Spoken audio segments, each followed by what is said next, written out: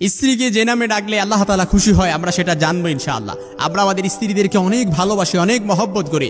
এই মহব্বতের জোটে আমরা আমাদের স্ত্রীদেরকে অনেক সময় জান, কলিজা, সাদি এই নামগুলোতে ডাকি। এই নামগুলো অবশ্যই ইসলাম সম্মত।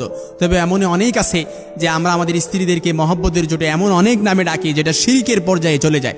এজন্য শিরকের পর্যায়ে যেন নামগুলো চলে না যায়, এজন্য কোন নামে ডাকলে স্ত্রীদেরকে আল্লাহ তাআলা খুশি হয় এই নামগুলো আমরা জানবো। এমনকি রাসূল সাল্লাল্লাহু আলাইহি সাল্লাম তার স্ত্রীদেরকে কোন নামে ডাকতেন এই সম্পর্কে যদি আমরা হাদিসে দেখি তাহলে আমরা দেখব আম্মা জান আয়েশা সিদ্দিকা রাদিয়াল্লাহু তাআলা আনহা থেকে বর্ণিত একটি হাদিস। আম্মা জান আয়েশা সিদ্দিকা রাদিয়াল্লাহু তাআলা আনহাকে আল্লাহ রাসূল সাল্লাল্লাহু আলাইহি সাল্লাম 6টি নামে আদর করে ডাকতেন। আমরা যদি আমাদের স্ত্রীদেরকে এই নামগুলোতেও ডাকি সরাসরি রাসূল সাল্লাল্লাহু আলাইহি সাল্লামের সুন্নাত অনুযায়ী, অর্থাৎ সুন্নাহও ফলো করা হবে, সেই সাথে আমাদের স্ত্রীদেরকেও এই নামগুলোতে ডাকলে স্বয়ং আল্লাহ তাআলাও খুশি হয়ে যাবে। সুবহানাল্লাহ বিহামদি। আল্লাহ রাসূল সাল্লাল্লাহু আলাইহি সাল্লামের হাদিস, খায়রুকুম লিআহলি, অর্থাৎ তোমাদের স্ত্রীদের কাছে যে তার স্ত্রীদের কাছে সর্বোত্তম সে আল্লাহর কাছে উত্তম। অর্থাৎ আমাদের প্রত্যেকের সার্টিফিকেট হচ্ছে আমাদের স্ত্রীদের কাছে। আপনি আপনার স্ত্রীর কাছে ভালো তো আল্লাহর কাছে ভালো, আপনি আপনার স্ত্রীর কাছে খারাপ তো আল্লাহর কাছে খারাপ। অর্থাৎ স্বামী স্ত্রীর সম্পর্কটা হচ্ছে এটা হচ্ছে জান্নাতি সম্পর্ক। এই জান্নাতি সম্পর্কটা একেবারে এটা দুনিয়াতেও যদি শুরু হয়েছে, এটা জান্নাতে শুরু হয়েছে, শেষ হবেও জান্নাতে। অর্থাৎ প্রথম গন্তব্য এটা সাইয়েদানা আদম আলাইহিস সালাম এবং হাওয়া আলাইহিস সালাম থেকে শুরু হয়েছে, জান্নাতে শুরু হয়েছে। এই দুনিয়ার মধ্যে কোনো স্বামী স্ত্রীর সম্পর্ক এটা যদি জান্নাতি সম্পর্ক, এই জান্নাতের মধ্যে যদি এই জান্নাতি সম্পর্কটার মধ্যে স্বামী স্ত্রীর সম্পর্কটার মধ্যে যদি পরস্পর মহব্বত ভালোবাসা ঠিক থাকে তাহলে যেন পরিবারটা যেন মনে হয় জান্নাতের স্বর্গরাজ্যে পরিণত হয়ে গেছে। এই জন্য রাসূল সাল্লাল্লাহু আলাইহি সাল্লাম তার স্ত্রীদেরকে যে নামে ডাকতেন সেটা হচ্ছে আম্মা জান আয়েশা সিদ্দিকা রাদিয়াল্লাহু তাআলা আনহাকে প্রথমত আল্লাহ রাসূল সাল্লাল্লাহু আলাইহি সাল্লাম আয়েশা, অর্থাৎ আয়েশা নামটার অর্থাৎ আকারটা কেটে দিয়ে আল্লাহ রাসূল সাল্লাল্লাহু আলাইহি সাল্লাম আদর করে ডাকতেন, আয়েশ বলে ডাকতেন। সুবহানাল্লাহ বিহামদি। কত সুন্দর নাম আল্লাহ রাসূল সাল্লাল্লাহু আলাইহি সাল্লাম ডাকতেন, আয়েশ বলে ডাকতেন প্রথমত। দ্বিতীয় নাম্বার হচ্ছে আল্লাহ রাসূল সাল্লাল্লাহু আলাইহি সাল্লাম যেটা ডাকতেন আম্মা জান আয়েশা সিদ্দিকা রাদিয়াল্লাহু তাআলা আনহাকে সেটা হচ্ছে হুমায়রা বলে ডাকতেন। হুমায়রা শব্দের অর্থ হচ্ছে লাল রঙের পাখি, অর্থাৎ লাল সুন্দরী বলে ডাকতেন, আদর করে ডাকতেন আম্মা জান আয়েশা সিদ্দিকা রাদিয়াল্লাহু তাআলা আনহাকে।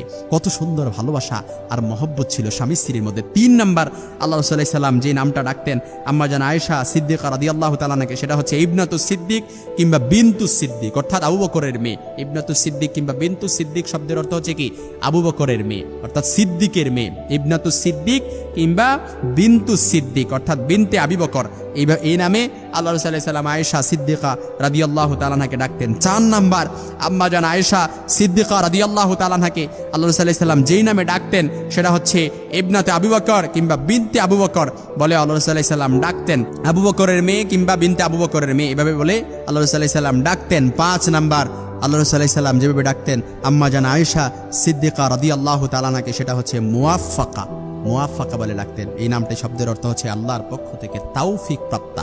সুবহানাল্লাহ বিহামদি। কত সুন্দর নাম ছিল আর কত সুন্দর ভালোবাসা ছিল আল্লাহ রাসূল সাল্লাল্লাহু আলাইহি সাল্লাম এবং আম্মা জান আয়েশা সিদ্দিকা রাদিয়াল্লাহু তাআলা আনহার মধ্যে। আল্লাহ রাসূল সাল্লাল্লাহু আলাইহি সাল্লাম বলতেন, হে আয়েশা তুমি আমার উপর কখন রাগ থাকো আর কখন আমার উপর তুমি সন্তুষ্ট থাকো এটা কিন্তু আমি বুঝতে পারি। আল্লাহ রাসূল সাল্লাল্লাহু আলাইহি সাল্লাম যখন এই কথা বললেন আম্মা জান আয়েশা সিদ্দিকা রাদিয়াল্লাহু তাআলা আনহা বলেন, ইয়া রাসূলুল্লাহ কিভাবে বুঝেন? তখন আল্লাহ রাসূল সাল্লাল্লাহু আলাইহি সাল্লাম বললেন, যখন তুমি আমার উপর রাগ থাকো তখন তুমি দোয়া করলে তখন বলো, হে ইসমাইলের রব, হে ইব্রাহিমের রব, আপনি আমার দোয়াগুলো কবুল করেন। কিন্তু যখন তুমি আমার উপর সন্তুষ্ট থাকো তখন তুমি আল্লাহর কাছে দোয়া করলে তখন তুমি বলো, হে মুহাম্মদের রব, আপনি আমার দোয়াগুলো কবুল করেন। আম্মা জান আয়েশা সিদ্দিকা রাদিয়াল্লাহু তাআলা আনহা এই কথাগুলো রাসূল সাল্লাল্লাহু আলাইহি সাল্লামের কথাগুলো শুনে আম্মা জান আয়েশা সিদ্দিকা রাদিয়াল্লাহু তাআলা আনহা মুচকি হাসি দিলেন আর বললেন, ইয়া রাসূলুল্লাহ আপনি ঠিক বলেছেন। সুবহানাল্লাহ বিহামদি। সর্বশেষ আল্লাহ রাসূল সাল্লাল্লাহু আলাইহি সাল্লাম আয়েশা সিদ্দিকা রাদিয়াল্লাহু তাআলা আনহাকে যেই নামে ডাকতেন সেটা হচ্ছে উম্মে আব্দুল্লাহ, অর্থাৎ আব্দুল্লাহর মা। যদিও আয়েশা রাদিয়াল্লাহর কোনো সন্তান ছিল না তাও রাসূল সাল্লাল্লাহু আলাইহি সাল্লাম তাকে ভালোবেসে আব্দুল্লাহর মা বলে ডাকতেন।